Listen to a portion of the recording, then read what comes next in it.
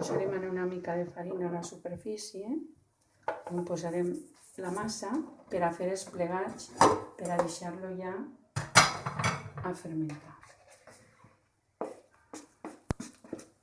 Posarem la massa aquí.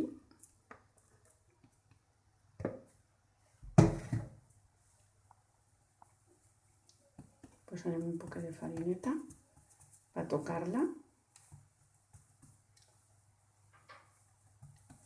I la plegarem per deixar-la damunt del drapet. Llavors la plegarem així, sobre ella mateixa. D'aquesta forma el pa ens agafarà tensió. I ara el posarem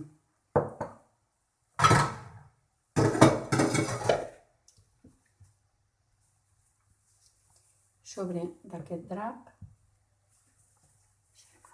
Aquí podem veure que aquí havíem posat abans una mica de farina perquè quedi ben impregnada el drap de la farina. I posarem la massa amb els pleguets, en aquest cas a la part de dalt.